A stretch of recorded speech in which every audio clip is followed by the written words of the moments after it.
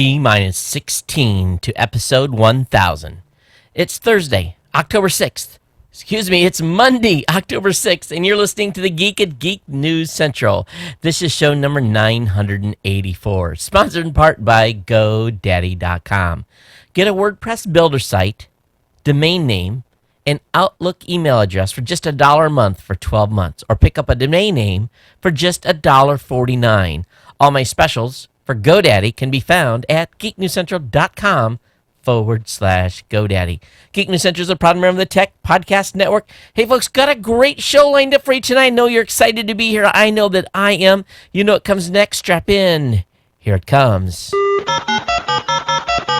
All right, people, I need a go, no-go for the Geek News Central podcast. Digital archive recorders. We're go fly. Microphone. We're go fly. Video feed. Go. Web browser. Go. RSS data stream aggregator. Go fly. Interflux Toddism suppressor. All right, I'm confused. Host readiness check. Welcome to the show. Welcome to the show. Voice ready confirmed. The Geek News Central podcast is a proud member of the Tech Podcast Network. If it's tech, it's here.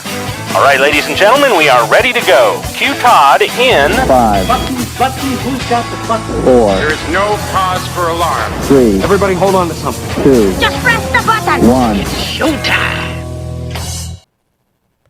Aloha and welcome to Geek News Central. Of course, my name is Todd Cochran. I'm your host, and I want to welcome you all to the show. Of course, all of you that are longtime listeners and viewers are part of our Ohana.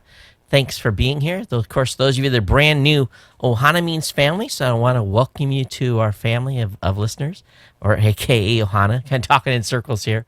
But hey, everyone, it's great to be back with you. Of course, had no new media show this past Saturday, so I had the weekend off, which is pretty exciting. Been busy here.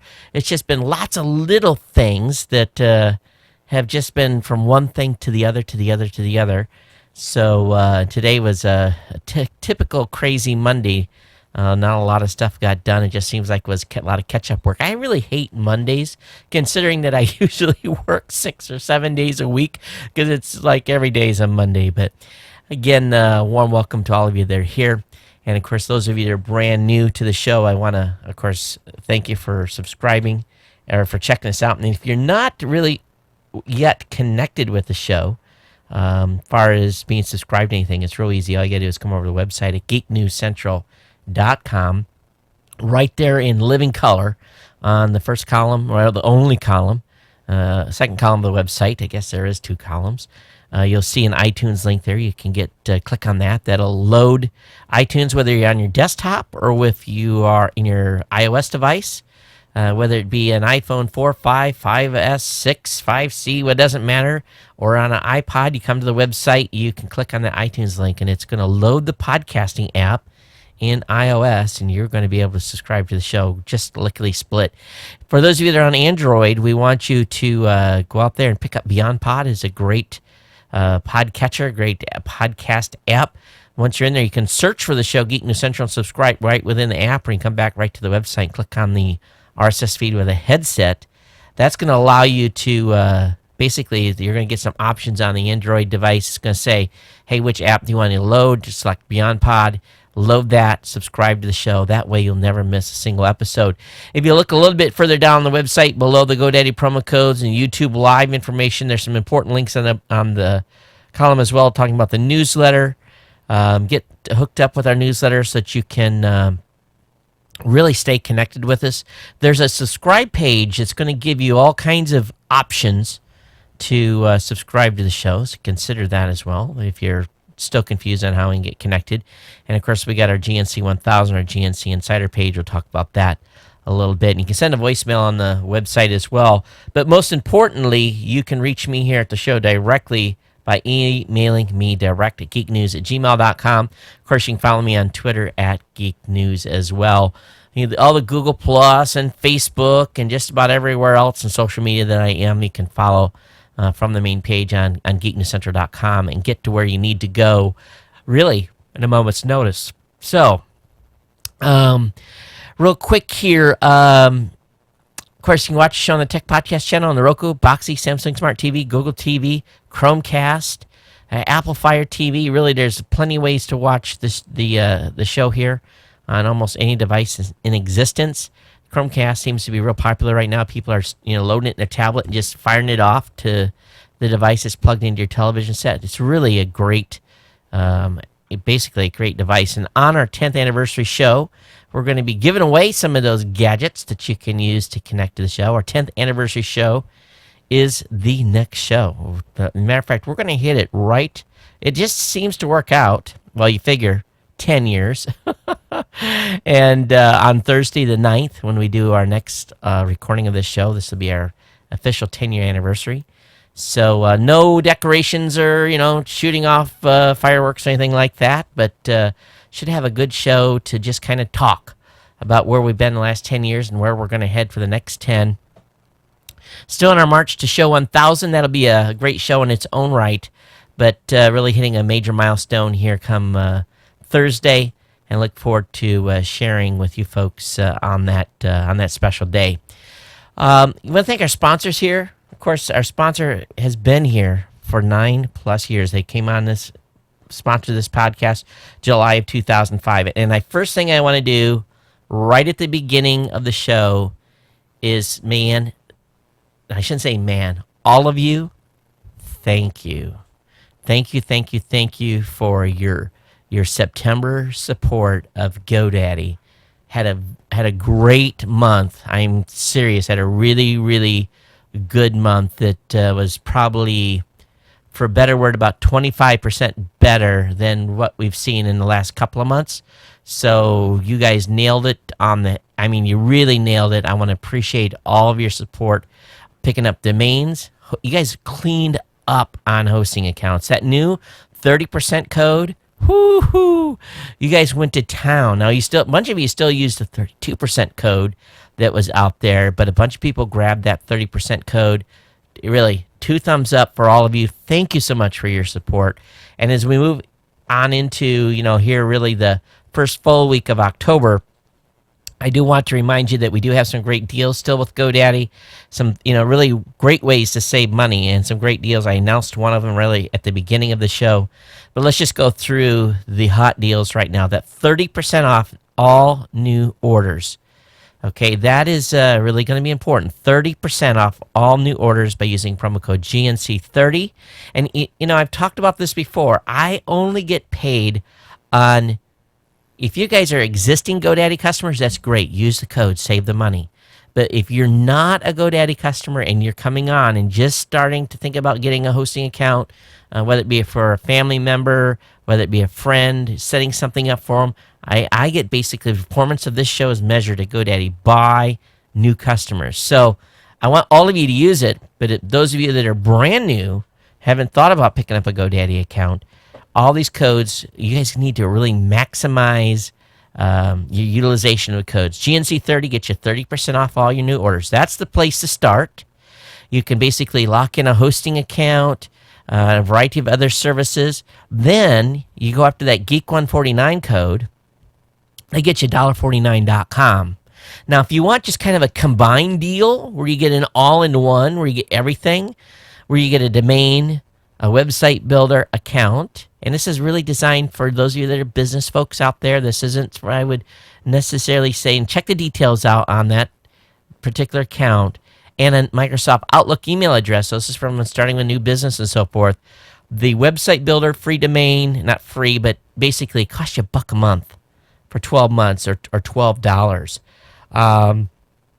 Promo code GNCGOT, GNCGOT.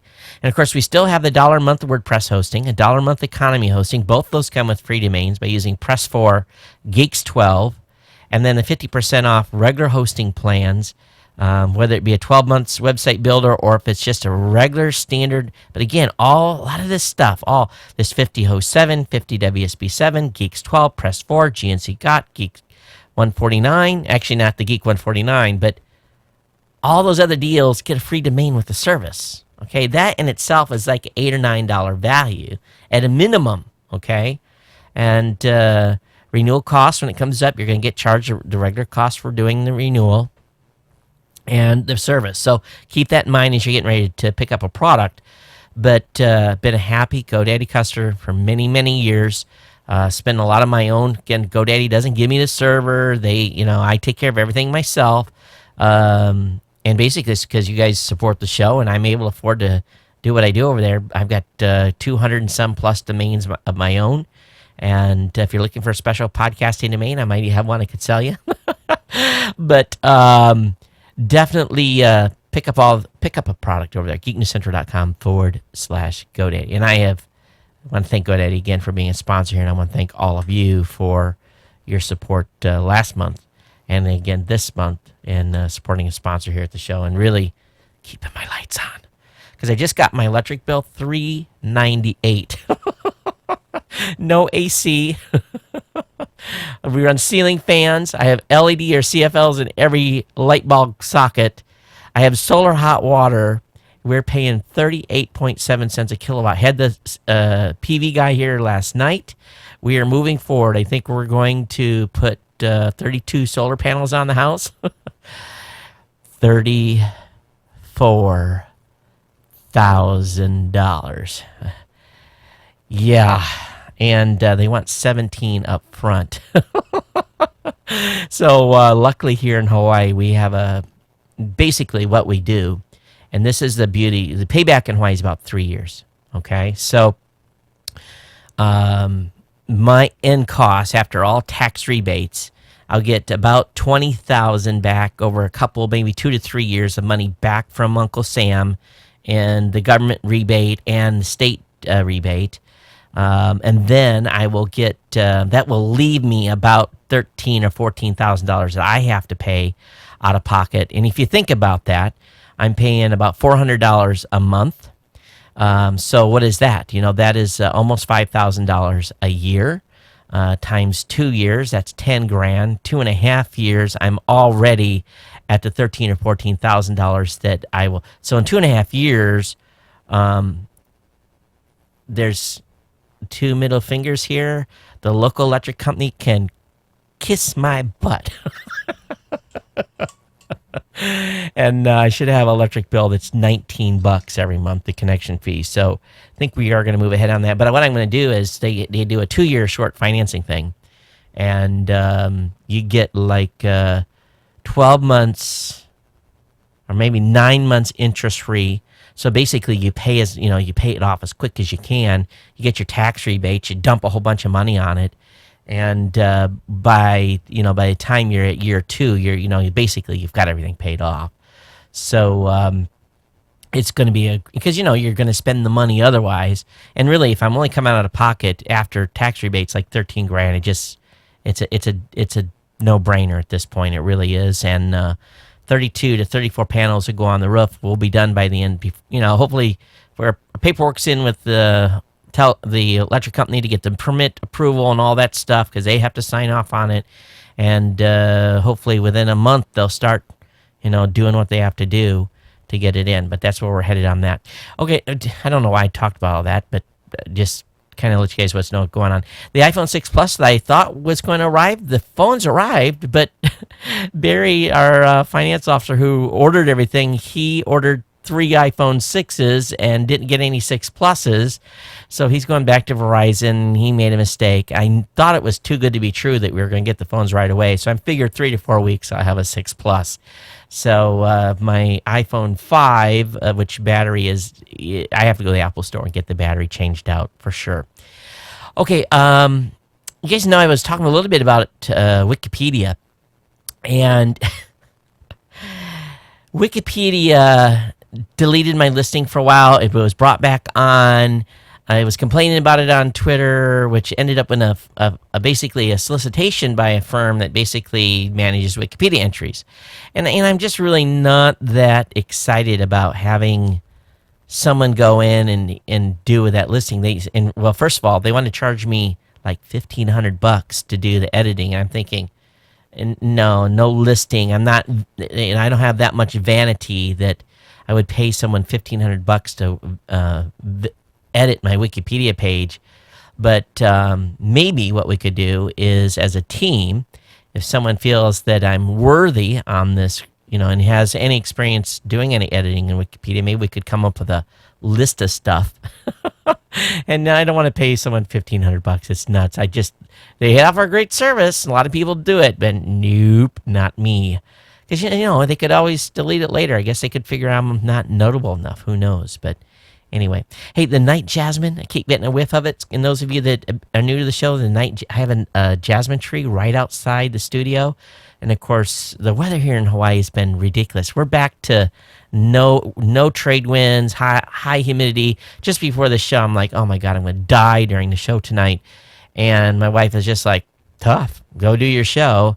And as you guys watch, those of you that are watching, you'll see the sweat start rolling off me a little bit later tonight. But anyway, hey, I don't know if we talked about on the last show, but the Ebola update. Obviously, there was a false alarm here in Hawaii. Thank goodness. But situation still continues in Texas. I did have a few interesting emails from listeners that did not want me to. Didn't really want me to mention very much. But I had one listener that was in the airport listening to the show. In Dallas, at Dallas-Fort Worth, and was freaking out. And if I scared some of you folks that listen to the show in Dallas, I'm sorry, but it's one of those situations that still, to me, is highly dangerous, even though Jamie Davis over at Health Tech Weekly is saying, no, don't really have that much to worry about. There's stuff to worry about, but maybe not as much as I let on to. But anyway, long story short, it definitely is a thing that's continuing to develop. And I want to thank those of you that went on Facebook and visited my sister's knitting page where she's selling knit goods, I guess for a better word. She did see a little uptick in business, so I want to thank you for that. All right, let me look here. I got that all done. So again, 10-year anniversary show next show. And I want to thank those folks that are part of our GNC 1000, our insiders, Ohana Ryan, Ohana Roger, Ohana Mika, and Warrior Michael. Thank you so much for your contributions to the show. And those of you that think about becoming podcasters, don't forget about my promo code Geek News, or click on the Blueberry banner on geeknewscentral.com to get 1 free month of hosting over there at Blueberry. Okay, so Sam, our insider, haven't heard from you. Check in with me if you would. We got to get ramped up for the next show. We're going to give some stuff away. And it's some stuff that, believe it or not, I did some organizing around here. I found a couple of things that I had that was in basically stuff that had been sent to me by vendors and so forth. So the next show, we're going to give some stuff away you do not want to miss. We hope that you'll join us live if you can. And we'll give a little bit of a bonus. We'll give at least one item out to someone that's watching the show live. We'll start at 8 p.m. Hawaiian Standard Time, which is 11 p.m. Pacific, 2 a.m. Eastern. So if you want to stay up for the 10-year anniversary show, I definitely appreciate you hanging out with me. It is definitely appreciated if you do so. All right, let's go ahead and get into the tech. And those of you new, we do this every show. We start off the show just kind of chit-chatting about stuff, and then we get into the full stack of tech content, which I do have a great amount tonight. And I do want to basically kind of apologize in advance for the last show. We went way long, but everyone said no complaints. No one shot me via email. And actually, I was talking to some folks here in Hawaii that listen to the show. Oh man, I was absorbed and had a great time. So I'm glad everyone had fun on the last show, and definitely appreciate it. Did have one. Okay, I should talk about this before I start, and maybe I'll save a little bit for the end.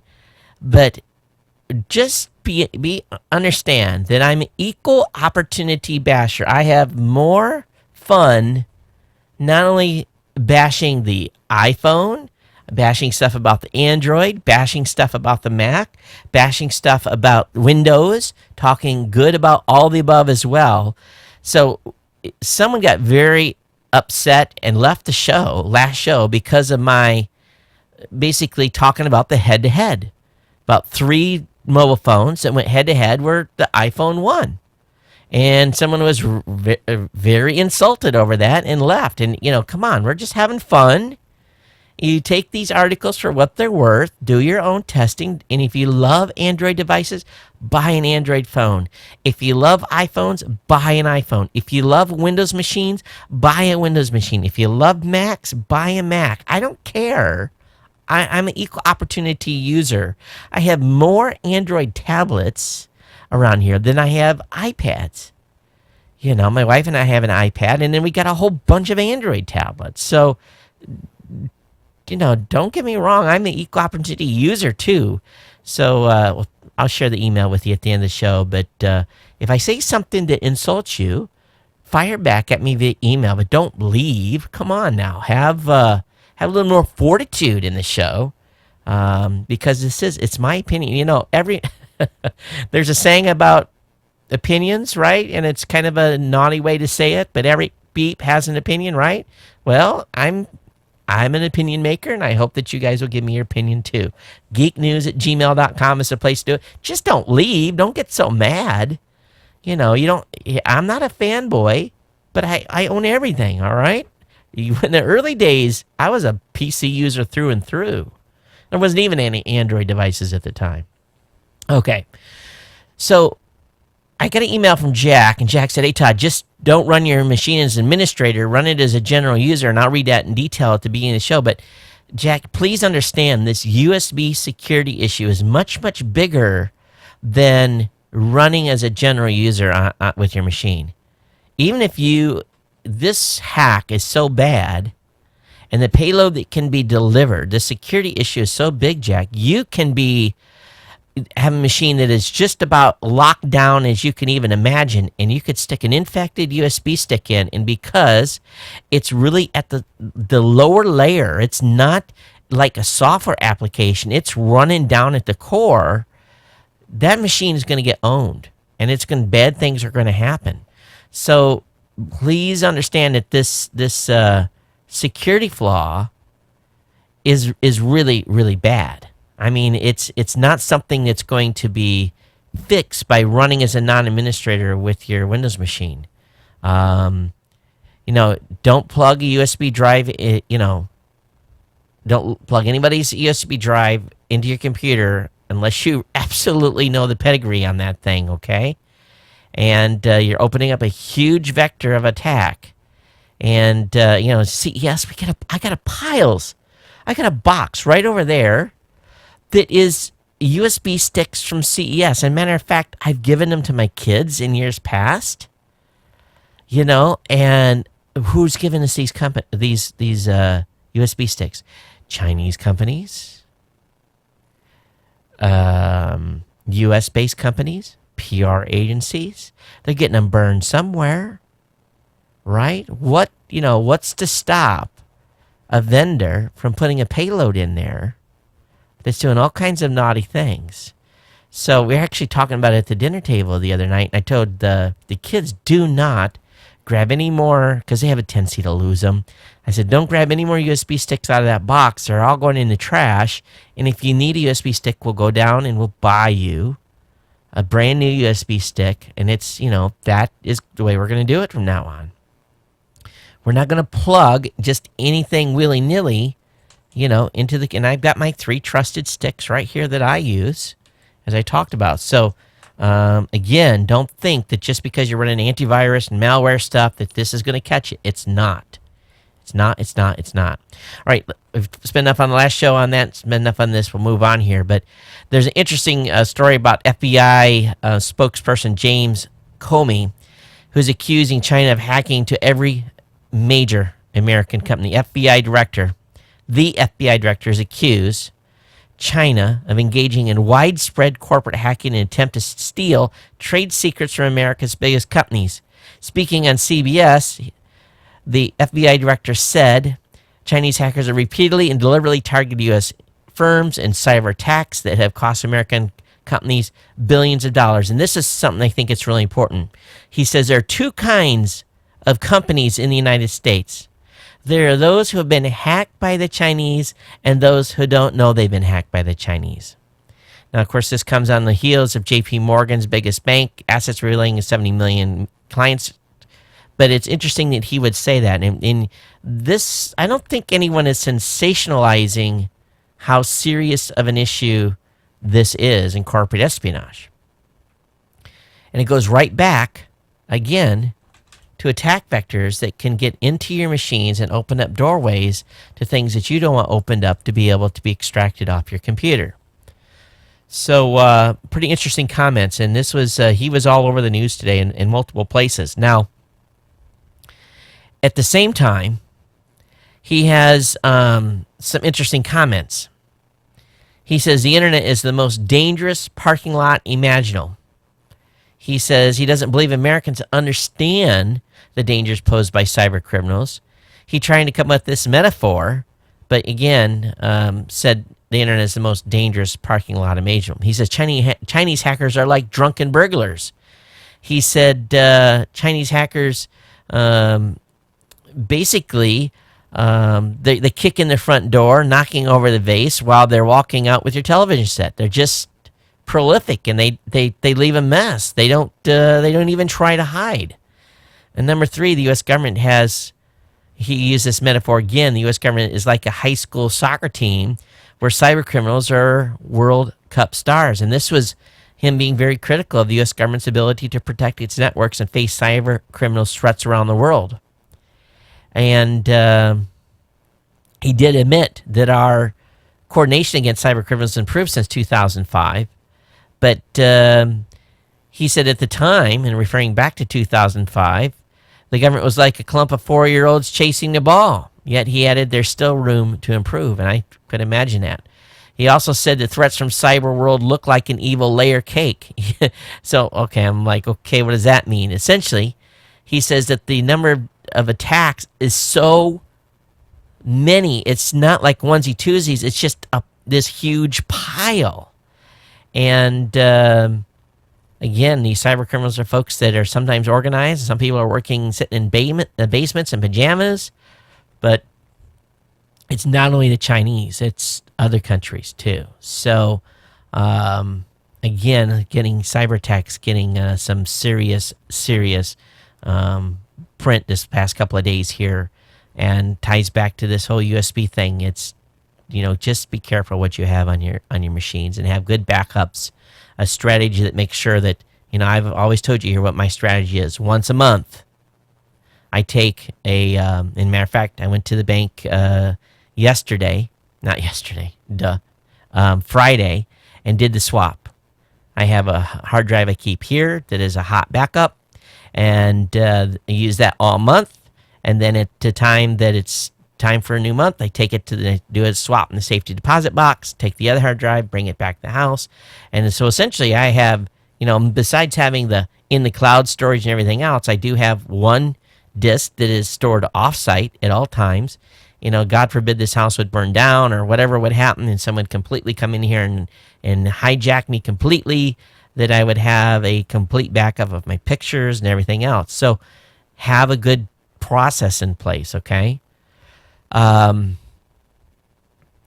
So just, and then you don't have to go to the extreme I am, but at least have an external hard drive that you back up, then you unplug that thing and you set it off the side. And if it's not part of your active backup, but, set a reminder in your, in your calendar and say, hey, it's time to, do your monthly full backup to your basically your master machine, even though you may have something going on with Carbonite or whoever you may be using. All right, Facebook has sued fake liking scammers. In other words, people are paying to have people like pages for $2 billion US. So the site has won more than $2 billion in legal judgments against scam artists who sold fake likes to business. I wonder if maybe we'll click on that. Many businesses buy likes to make their products or brands appear more popular, but Facebook said bumping up likes this way did more harm than good and could mean companies could end up doing less business on the social network. So they said $2 billion. They've been able to win more than $2 billion for these folks. How come we haven't heard about these judgments? This is on the BBC, so this is not like it's some, just some site that's reporting this. To say that they have gotten $2 billion in legal judgments, does it mean they've collected that much? No, but it's pretty big. It's a big, big number.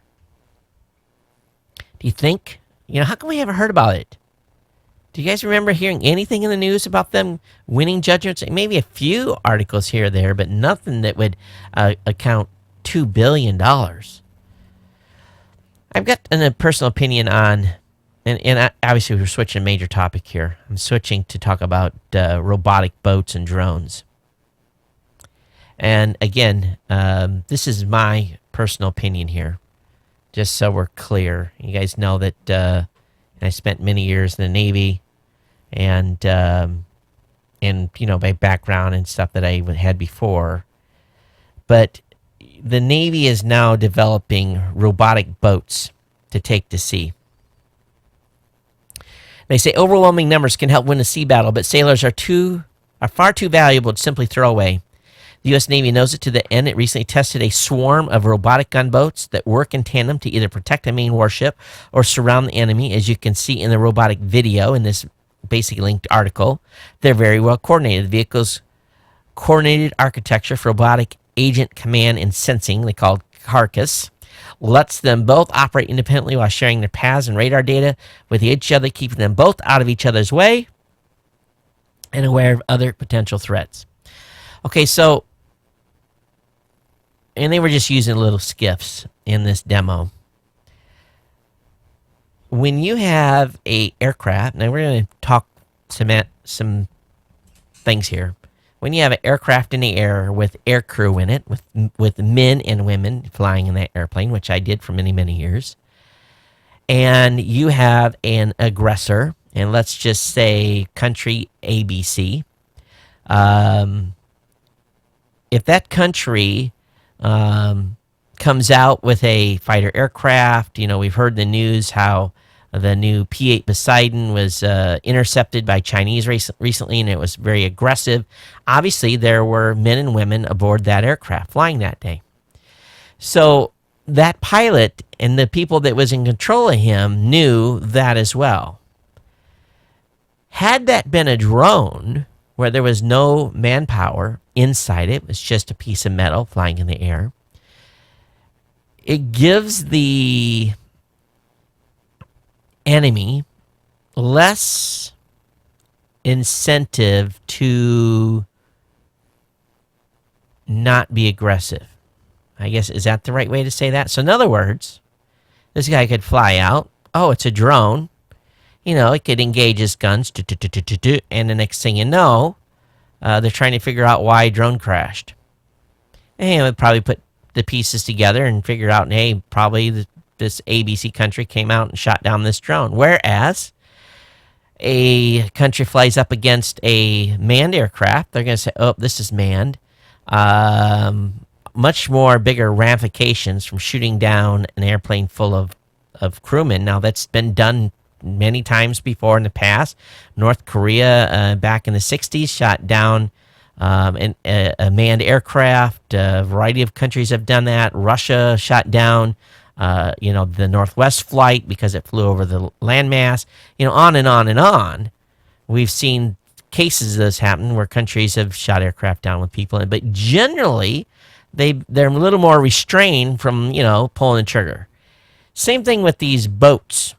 When you have a man, and it's obviously the man is being paid to take a risk to get in that boat, the sailor, and they go out and they call on a ship to stop or to ready to be boarded or something, generally the other ship will know that if they mess with that skiff, that probably the big boy that they were launched from is going to not take kindly to that provocation. So my whole point here is that with everything going robotic, boats at sea, drones in the air, the chances of, in my opinion, from a technology standpoint, it's a lot easier for someone to say, yeah, blast that thing, there's nobody in it, than if there's someone in it saying, we better hold off here and not get aggressive. So I think that even though I understand what they're trying to do here, of course, this Engadget article talking about this, is that these supposed shield boats are nothing more than, someone's missile fodder in the end. I don't know. I just, I don't know if I want unmanned seacraft running amok in the middle of a firefight or not. But it is an interesting decision here. And they I understand. But the thing is, I knew, having flown on, for 20 years, having flown on Navy aircraft, P-3 specifically, that, I got paid the big bucks to be there, and the big bucks was $400 a month in flight pay. So that was, that's my electricity bill right now. I was paid to do a job, and I understood the risk, and it was a voluntary system. If I didn't want to fly, all I'd do is sign a thing that's called a page 13, and boom, they'd say no more flying for you, and I'd get to take some orders to some boat, haze graying away. So I did that voluntarily, obviously, and loved the job, and it was good at what I did. But I also knew that there was risk involved. Number one, crashing, airplane could have. There's a few times there was some, for a better word, pucker moments in those 20 years of flying. But I also knew that there was a much, much lower risk of having an aggression put upon us because we're sitting inside that thing. And quite frankly, there would be HELL to pay if they were to shoot the airplane down. So I would go to bed at night knowing that was, part of the game per se. And I don't know about these drones and robots, if that's going to be the case or not. I think over time we'll find out. We will know what the history is in 20 years. But when they start flying these things operational, it'll make you go, okay, we'll have to watch the news and see what happens. Because I think what could happen is stuff could go missing, and they would attribute it to an accident where maybe just someone's went out there and, put a shell into it. Okay, let's go ahead and switch gears completely here. Let's talk about artificial intelligence. It's being predicted now, even though AI is, for something to obtain basically awareness. We're a ways away from that. But the field of artificial intelligence may not be to create, basically a robot that's running a vacuum cleaner. But we could get into the situation here very shortly where a computer or a machine, it could be used to be replace knowledge workers. Sometimes we get trouble tickets from folks that are using our service, and they're asking the same exact question. And, if it was a machine and it was smart enough, it could, we're not obviously there yet, but I could see in 10 years where that machine could answer that support ticket. Because it's, oftentimes we have a script. I basically cut, I write the person's name at the top, I paste, and then I may add a few notes at the bottom, but it's, we've got this pre-build of custom responses.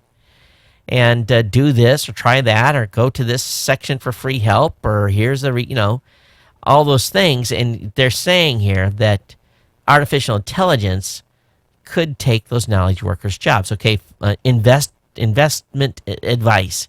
I think I would rather take an investment advice from a computer than from a human, because sometimes I think, the folks that are giving you investment advice are lying to you, just trying to get you to invest in something, right? So, many knowledge workers today are really paid to do things that computers, I believe, will soon be able to do. I don't think employers are going to be willing to pay you or I to do things that we're currently doing when it comes to knowledge-based stuff. Software's already placed human payroll processors. AI will move up the skill ladder to replace some middle class workers, and I just really think financial advice. Man, I'd like to have a computer that would give me financial advice. Now, obviously, we all would probably be getting equal financial advice at that point. So would there be any advantage to even being an investor? I don't know. That it could be a limiting factor. But, we may not have an AI that will be able to solve the problem of common sense, or maybe even come with the knowledge that a 5-year-old has.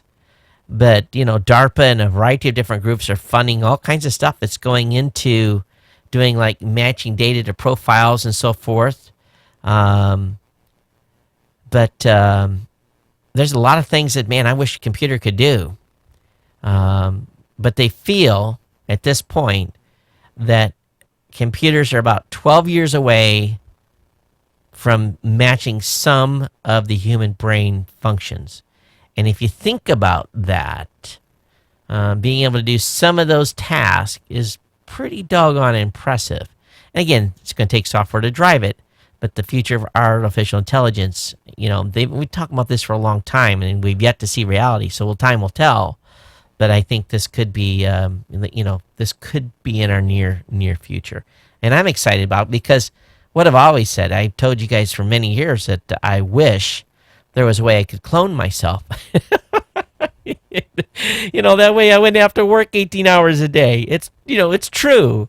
There's some things that are just monotonous stuff. Just like last night I was working on a proposal for a new advertiser. And, there's one thing lacking in the process chain that we have that I need to get a code fix done that I had to do some extraction myself by hand and cutting and pasting. And then, if the computer was smart enough, I'd have said, computer, give me all those URLs for all those selected shows. Give it to me in a list. When we get to that point, that is, some serious value. And it'll save me, 20 minutes of cut, paste, cut, paste, cut, paste, cut, paste. Oh. Hey, Mac users, did you know that over 17,000 Mac computers were infected with a malicious software called the iWorm that connected infected Mac computers to a botnet using Reddit to unearth links to command servers? This weekend, both Apple and Reddit took measures that rendered the software ineffective. Apple updated its XProtect software to add iWorm to its list of blocked programs. And Reddit banned the fake Minecraft subreddit that hackers were using to connect the infected computers to the botnet. And it appears that this botnet was really defanged before the hackers could use it for anything nefarious. But it's disturbing that many of you probably had no clue that a bunch of Macs got owned. Windows folks are used to this a lot. You don't hear about Mac computers being owned very often, so just be aware you are not immune. This can get you. So although it was only 17,000 machines, it was all Macs, okay? There's a Google software removal tool removes crapware and resets your browser.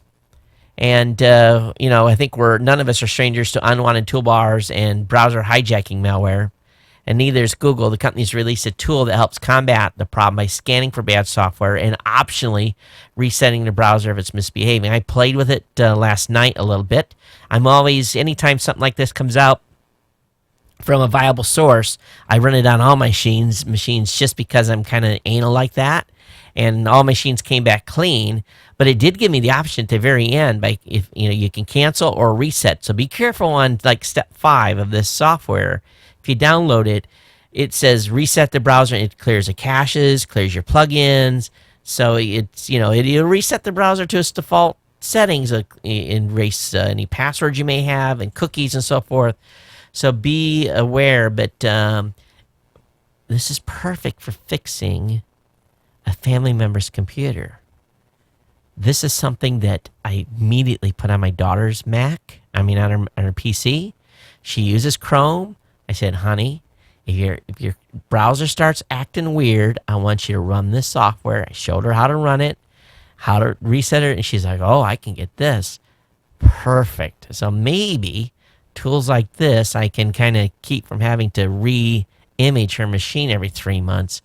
But it gets called Google Software Removal Tool, and it's via the GHack site. So link will be up in the show notes for you to check out.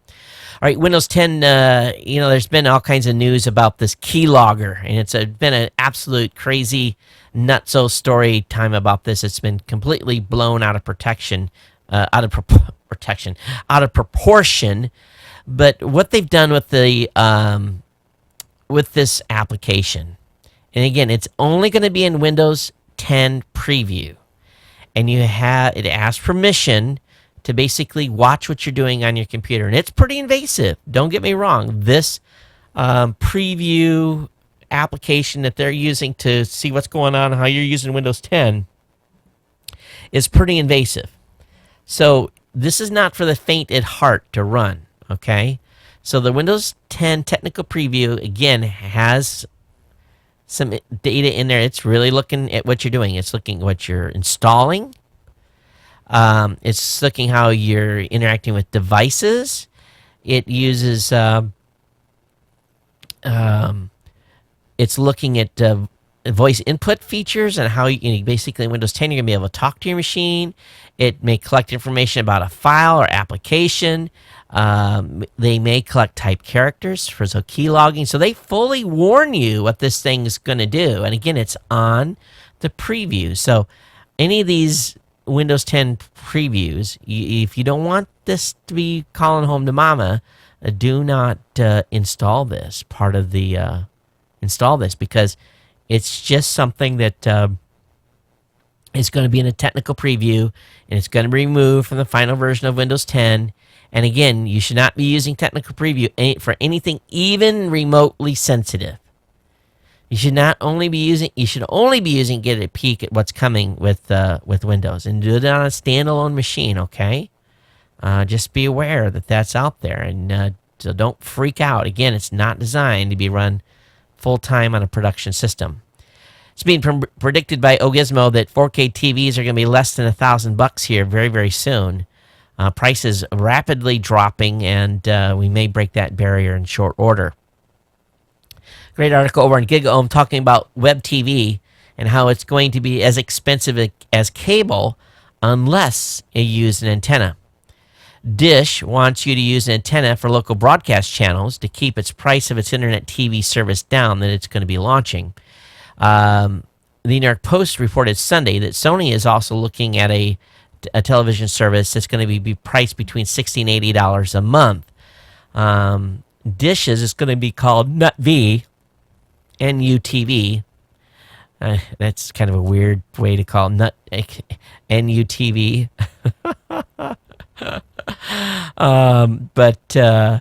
Yeah, sorry, I went there.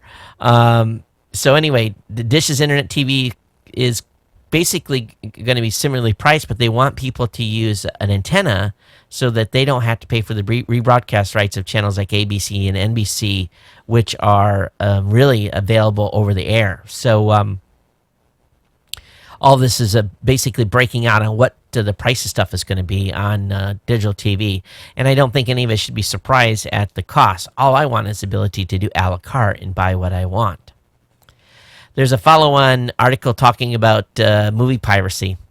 There's some new research that's been published by the independent research outfit called APAS Laboratory, and it reveals that downloading cam copies. Now, you guys know what a cam copy is. It's basically someone that sits in a movie theater with a camcorder and records the movie. Is mostly what they call discovery-based. There's no link between the number of illegal downloads and box office revenues. Instead, pirates appear to consume the camcorded movies that are most visible on torrent sites.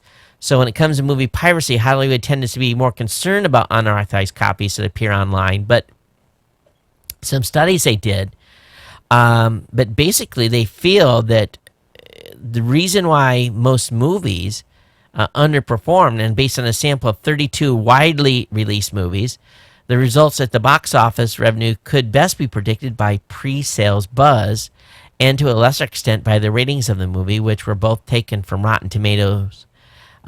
Interestingly, the amount of time a movie was pirated had no effect on its box office sales whatsoever, and they got some charts in here to prove it. So people are going to torrent, going to grab stuff, are going to continue to do that. People that go to the movies are. It's not going to stop. Google Voice, MMS capabilities have expanded in North America. I don't know if you use this or not. But again, Google expanded carrier support for picture messaging over Google Voice. After working with carrier support users on 100 different North American carriers, including AT&T, Sprint, T-Mobile, Bell Canada, Rogers, TELUS, and many more, should now be able to receive MS messages on their Google Voice number. So that's just a little heads up for those of you using Google Voice. For those that are thinking about hiring an IT type person, you may want to consider a military person. As you all know, approximately 250,000 military folks leave the service for civilian life every year. And when the home front beckons, many will be looking to become IT professionals. A role, according to the U.S. Bureau of Labor Statistics, is among the fast growing in the country. And basically, with the advent of virtualization, mobile, and cloud tech, basically the IT or the folks that have been in the military have been using a lot of these services already. And many have been trained for running networks on remote sites, doing SATCOM, all kinds of stuff. So there's they feel that military folks are going to be well suited to do many IT jobs. So think about hiring a vet. And if he doesn't have an IT background, believe me, most of these guys can do. In a really, really scary story that I want to know more about, 5,000 domains today were seized based on a sealed court filing. Confused domain owners have no idea why. So apparently what's happened is that a jeweler and clothing retailer was able to get a sealed judgment that allowed him or that group to seize approximately 5,000 domains. And they've been handed over to a private receiver who is now trying to sell those domains for no clear reasons. One of the victims who lost some of his domains explained what little details he'd been able to find out. He says, overnight I received a notice that several domains I own were transferred by a sealed court from a VeriSign without notice and, of course, without the court order. The domains just were transferred by VeriSign to another domain and domain holder and are now listed for sale at another marketplace. Another domainer sent me identical notice he received overnight on domain names he owned. The domain names are all owned by a court-appointed receiver by the name of Robert Olay and have been moved to unregistry as a register and are now listed for sale at domainnamesales.com. So they don't know why. They have no idea why their domains were sealed. None. They were just taken. And it was potentially over a court order, but 5,000 domains were sealed. There's no reason one way or the other. They're not like all named the same, but I'm sure we're going to hear more on this. But kind of crazy, yeah? That people would just lose to. I think. Let me get a drink here. You're doing business, you own a domain, and you wake up the next morning and it's gone, and it's for sale with someone else? I think I would collectively lose my mind. I can't imagine. I cannot. It would be utter devastation for me to lose geeknewscentral.com. I mean, it would be 10 years of work just flush. I mean, flush it down the drain. Because you build inbound links, you build reputation, all this stuff that just goes into a brand. And all of a sudden it's just gone and you don't know why. There would have to be, I would have to mortgage my house and go all out and fight whoever would have basically took them under their control. I would have no idea why. And just to think they took them from these folks and then now they're available for sale. They're not even pointing at another website. It wasn't a government takeover.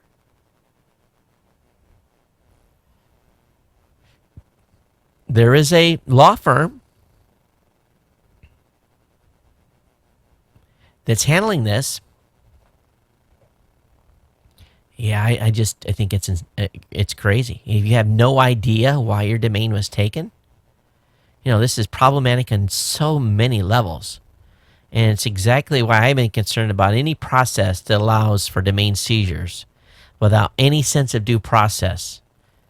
In this case, with all the details under seal and the domain owners having really their websites simply ripped away from them with no explanation at all, it should raise some absolutely incredible questions about why courts are allowing this to occur.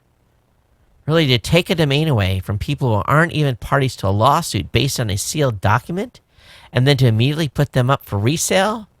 Man, it smells like you know what. What do you think? geeknews@gmail.com. Hey, and as reminders, we're coming up on the 10th anniversary show this next episode. Love to hear from you. Tell me what you think about the show. Where have we been the last 10 years? Good chance to email in and leave your comments about the journey we've all been on together here over the past 10 years. How many of you ever watched Twin Peaks 25 years ago? Well, apparently, there's going to be a 9-episode run by Showtime in 2016. Production is set to begin next year. But apparently, and I never watched, there's this weird video about Twin Peaks. I don't ever remember watching this show at all. So I'm going to have to go back and pull this series. And please, someone catch me up. Because everyone's talking about this today. And I'm like, call me dense. And it was probably it was a time when I was overseas. I don't ever remember this series or what it was about, but it's like this, all kinds of clues and mystery and all kinds of weird stuff. The video that someone compiled is just outright freaky. I'll have that link up in the show notes for you guys to check out.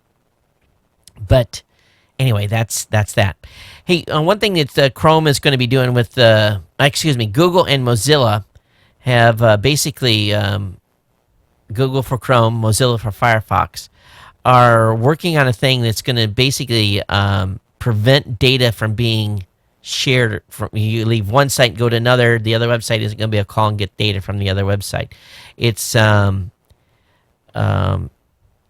this new service called COW, Confinement with Origin Web Labels, prevents JavaScript from sharing data with outside sites that aren't explicitly approved. Even when the data gets the all clear, it won't necessarily spread anywhere else. In theory, it should be harder for those no-do or good-wellers to hijack a page and grab sensitive content. So again, COWL, C-O-W-L, will be available to both Chrome and Firefox browsers on October 15th. It'll take time for it to build up information. Developers are going to have to put some tags in their website, but it's trying to really prevent this stealing of data from cross-contamination from one website to the other. In Spain, specifically Madrid, a Spanish nurse has contracted Ebola after treating a patient. The patient in question, a priest who worked in West Africa, died in late September after returning to his native Spain. If he was the cause of the nurse infection, then it would represent the first transmission of the virus outside the range of the current epidemic. It's just going to little hot spots here and there. It's going to pop up, and it's just going to grow and grow and grow. You know, I'm a big fan of where things are heading in the dashboard in the car. And even in my vehicle, my CX-9 right now, the entertainment system's getting a little long in the tooth. Had the vehicle almost 5 years now. Would you believe in this vehicle that I have? It's only been out in Hawaii. I've got 109,000 miles on the stupid thing in 5 years in Hawaii. How's that even possible? But Apple CarPlay has come to the Pioneer NEX car stereos via firmware update. So Pioneer is the first aftermarket car stereo manufacturer to offer Apple CarPlay software. So this is good. So if you have a Pioneer NEX multimedia car receiver, you're in business. Get the update and you'll be able to use CarPlay. Now, I thought, man, I'm gonna go get mine's changed out in my vehicle. Let me go order this thing. And I was looking at the price. Holy cow, $700 to $1,400. Holy smackaroos! I was like, I haven't bought any car stereo stuff in probably 30 years. I've went with what's been in the dash. And when someone says it's going to cost me $700 for a new radio that will do interface with my iPhone, whatever. $700? No way. It looks awesome. But I guess if you need an upgrade, this is an option. Google has similar upcoming for Android Auto, which is going to work with Android mobile phones. Don't know who's going to be the first to have that, but wow. $700, they're really that expensive? It must be an awesome awesome radio. Great article, and I'm just going to let you guys read it. This is if you're interested in net neutrality, the title of this on CNET is "If Congress Wants New Neutrality Rules, Congress Should Say So." And this is based upon commentary from outgoing Representative Henry Waxman, who is basically flip-flop now urging the FCC to take extreme action on its own. And basically, Henry Waxman is ranking member of the U.S. House Energy and Commerce Committee. I guess he's not running for re-election, but he sent a 15-page letter to the FCC, Chairman Tom Wheeler, detailing a legally complicated new approach for resolving the noisy controversy over the agency's pending proposal to adopt new neutrality rules. So we'll see if the FCC enacts any of this. This is a good article. CNET did a good job on this one. I have a link up in the show notes. Also, former Infosys recruiter said he was told not to hire U.S. workers. When you guys are doing business with companies, look at their pedigree. Look at where their hired help's coming from. When I hear about a company favoring, especially a U.S.-based company who would rather bring in H-1 workers, H-1B workers, than hire Americans, it really, and it's all about money. It's about paying someone less. But apparently, there was a recruiter. In a weekly conference call, this recruiter held by company officials, the lawsuit says the recruiters were encouraged to focus their efforts on Indian candidates and stick to talent that we're used to. In response, the recruiter asked, Are you saying you want us just, are you saying you just want Indian talent? ? One of the Infosys officials on the call, identifying the complaint, allegedly responded, yes, they know our style and culture. So I don't know if it's illegal to not hire American workers, but they have a huge percentage of foreign workers versus U.S.-based. And Infosys is one of the largest users of H-1B visas, according to the government data. And, of course, Infosys does not disclose the percentage of workforce comprised of visa holders, but some say it's very, very high, or at least allege. So I don't know if any of you do in business with Infosys or to see if you even care. That's one thing if I talk about my company, Raw Voice. We're American-based, American salaries. The team is, tech support is U.S.-based. You are definitely buying American when you use our services, unlike my competitors. All right, surveillance drives South Koreans to encrypted message apps. You guys been following what's going on in North Korea, too? About the young, fat leader that's over there? Kim Jong-il's son, but I guess he hasn't been seen. They don't know if he's been whacked or if there's been a power play. There's all kinds of weird things going on. Keep your eyes peeled on what's going on with the news over in that part of the world. I think it's about to get interesting. But anyway, surveillance that drives South Koreans to encrypted message apps. 2 weeks ago, Kakao Talk users in South Korea got an unpleasant surprise after months of enduring public criticism. President Park Geun-hye announced a crackdown on any messages deemed as insulting to her or general rumor mongering. So basically he said, we're going to go after you. I guess there's no free speech in South Korea either. So the South Koreans have voted with their feet, heading en masse to an encrypted chat program hosted outside the country. The particular app, known as Telegram, known for its encryption features based in Germany, reported 1.5 million new South Korean users in just the past 7 days. So someone's, I guess, chat things in Korea are big, but they definitely stepped in it. Good review over at yahoo.com talking about YouTube Movie Maker. If you've never used this application, definitely want to check it out. Apple's Sapphire manufacturing partner has filed for bankruptcy, and back in late 2003, we may remember that Apple signed a deal with a company named GT Advanced Technology to build a Sapphire manufacturing plant in Arizona. Well, when the iPhone didn't come out with a Sapphire display, their stock took a major hit, went from like $10 to just about 80 cents, went to penny stock. And they lost, obviously a huge amount of company net value. So basically the company has went back and said We're filing Chapter 11 just so we can keep the doors open and keep things moving forward. So, man, talk about a company getting whacked because of product announcement. Turner Broadcasting is cutting 1,475 people from their workforce. So a little tightening of the belt over there, Mr. Turner. Also, NASA's now looking at doing stuff that we've been reading about in science fiction books. NASA's going to look to put its astronauts in a deep sleep on its way to Mars. So looking for innovative ways to get a manned crew safely to Red Planet. And they think deep sleep could hold the key to success. They're going to basically put you on an IV drip.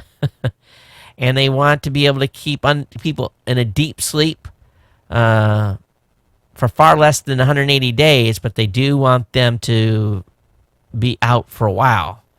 They want to look for 90 to 180 days of stasis.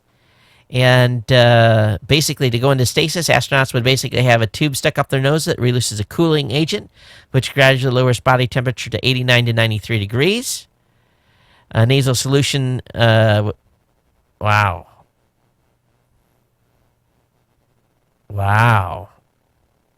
They're going to actually cool them down. The crew would be fed through an IV tube while in stasis. Wow. They would have a shift system where one member was awake for 2 or 3 days and put in a 14-day stasis until their next shift. This is some crazy stuff. Crazy stuff. Less food, less oxygen, all that stuff, less water. If you can sleep on the way there instead of eating and drinking all the way there, they're going to do it. I'm telling you, it won't be long before what we read in basically books comes true. All right, let's see if I can whack through the rest of these relatively quick here. Adobe Creative Cloud updates continue to boost mobile productivity. Any of you using any creative Adobe products on your tablets? I'd love to hear from you if you are. Drop me an email, geeknews@gmail.com, because I'd like to know how you're using that. HP announced today to set up break up 75-year-old company, putting it into 2 divisions. And each company will be about the same size with more than $50 billion in annual revenue. So this is interesting here. This has been suspected for a while.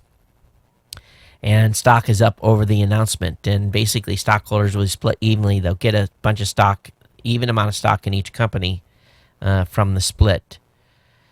Did you guys know that the Darth Vader breathing sound is trademarked? I didn't know you could trademark a sound like that, but I guess. If any of you are on old Sprint WiMAX phones or devices, they're going to kill off WiMAX in 395 days, just as a heads up there, okay? Also found a cool article talking about the coolest Windows 10 features Microsoft didn't announce that's coming to Windows 10. So I'll have that link up in the show. And there's some really good ones here. I love what they've done with Explorer.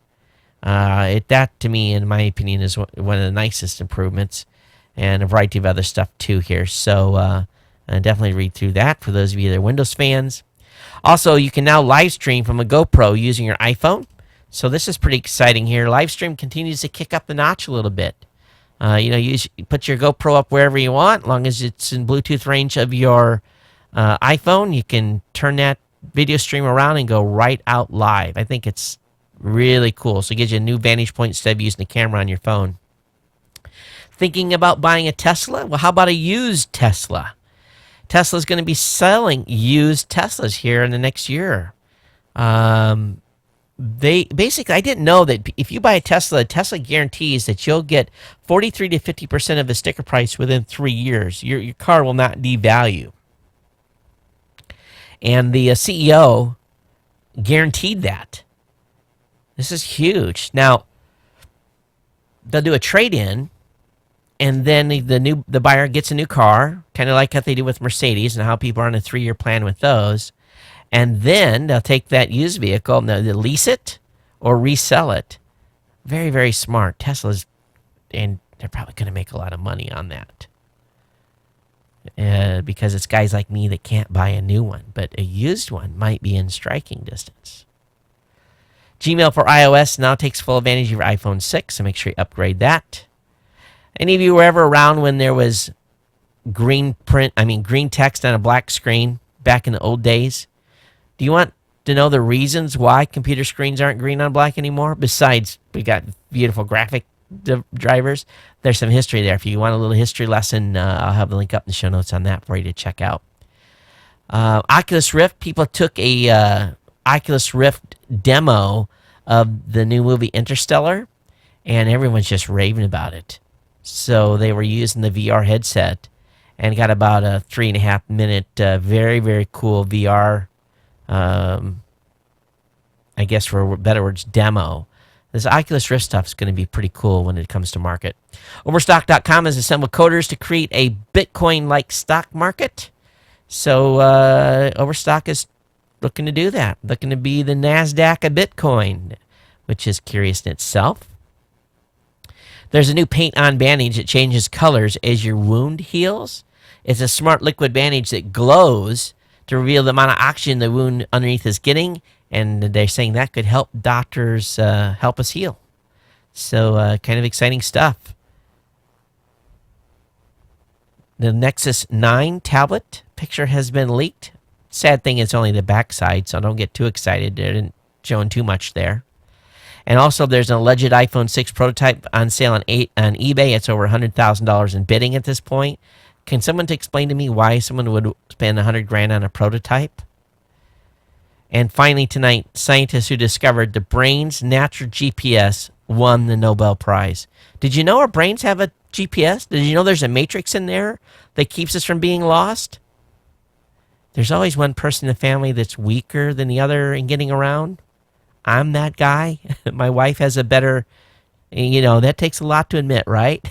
But my wife, she just drives the local streets more. And I would, just because I don't, she'll say, why are you going down this way? You could have went that way. When we're in the mainland and on the open road, I think I have the advantage. But around here, she's tops. And yes, there's all kinds of ways you can find shortcuts and to avoid traffic, and she's found them all. But 3 scientists will receive the award, split the 1.1 million prize, but there is this nerve cell called the grid, and we have it. So if you want to know how you find yourself your way around or back to where you were before, these are the folks that did it. All right, let me go ahead and load email here real quick and see what we had come in. I do want to read a couple of the emails that come in. And man, this one email that came in, I just really do think it was just like the old days. Charles, I'm sad to see you go. I hope you stayed around for this show. But Charles said, your comments you made during the October 3rd program about the superiority of the iPhone 6 over selected Android models was a real turnoff. So I've decided to forget about your podcast, Chuck. Chuck, if you have to go, I'm sorry, but come on. Really? Are you that sensitive? Don't leave. Stick around. You can email me anytime your opinion. Please, this is what this show's about. You're supposed to, instead of being mad and being turned off, you should just wrote me an email explaining why that particular topic wasn't right. Okay. Sorry to see you go. Thanks for being part of the family here. You're welcome back anytime. And the folks I scared at the airport and one person in Dallas, I'm sorry. Got an email from Bree. Bree's a long time listener of the show. Bree lives in Washington, D.C., and she is one of our government workers. She works at GSA. But Bree says, hey, Todd, first of all, those ghostly images, I saw the video several times. You know what I think? I think it's some black ops going on.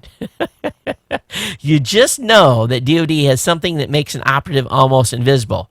Second, I think you and many in the Ohana may find this website interesting. And it's called the worldwidetelescope.org. The WTD is a ticket to the skies from the comfort of a PC. WWT allows you to access data from the world's best grounded space-based telescopes. Beautiful stuff. Thanks, Bree. I do appreciate it. But maybe it was one of these. But you saw that video. You know that. Didn't that give you chicken skin? It gives me chicken skin right now just thinking about it. I'm not kidding you. Right now, I got chicken skin. So that ghost image was like anything I've ever seen. And I've tried to really think about how it could have been. Cross video cables, all kinds of stuff. It was just a little too, if it ever turns out to be a hoax, it was a really good one. Okay, finally got it from Jack. Again, Jack, I understand where you're coming from on this. He said, and I'll read this quick, and we're obviously already long. It's just the way it is tonight. I love you guys. Thanks for hanging out here. But Jack says, Todd, one of the podcasts I listened to is Security Now with Steve Gibson, grc.com. And during one of his podcasts about 6 months ago, he made a statement about 100% fix to stop infected websites from exploiting various browser flaws to infect personal computers. Essentially, signed in as a standard user, Microsoft tried an equivalent fix in Windows Vista with the user account control, but they backed off when an open user rebel and forced them to back off. I've created a separate local administrative account, which I do too, on each of my computers, logged in to check that I have it set up properly, and then went to my normal logon and changed it to a standard user. Now, nobody can install software and make changes to the areas I do not own without me having to put in an admin password. This works with remote code execution by websites, and I believe would also work with bad USB devices. I think that's the only place where it won't. This is all firmware stuff, Jack.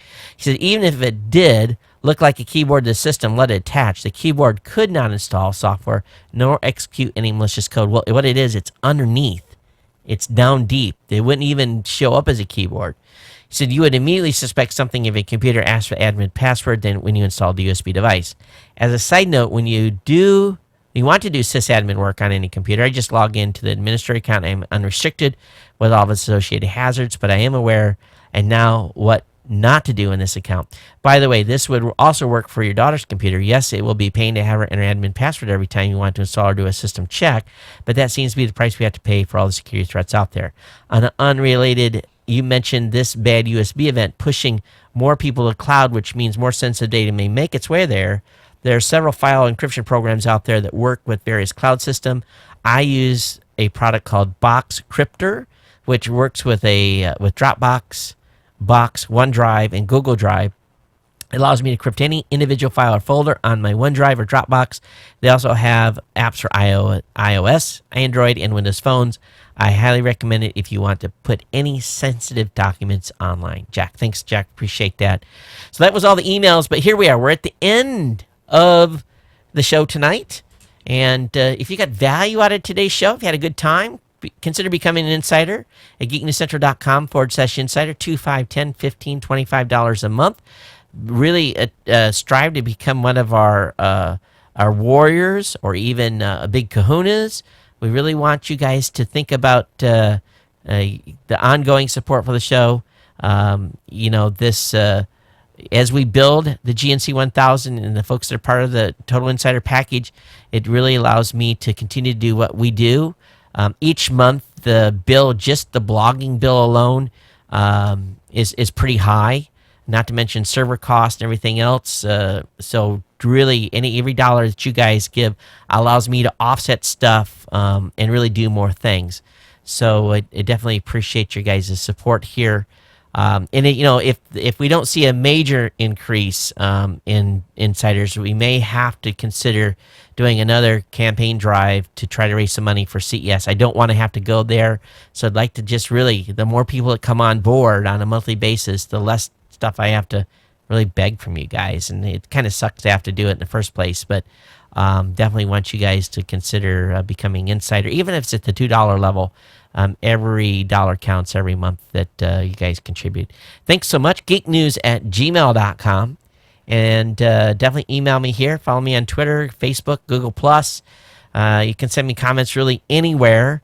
If you send me stuff on Facebook and stuff, as many people do, oftentimes it doesn't always get into the show. I do appreciate it. I try to cover it as much as I can. But thanks for being here with me. If you're watching live, no one jumped in the chat room tonight, but I'm looking at the current live stream, and there are folks online right now. So do appreciate y'all taking time out. And if you're watching the show just on demand, you're hooked up. You're connected. Stay connected. And those of you that get the newsletter, show notes to follow. Everyone, thanks. Take care. We'll see you next time. Aloha.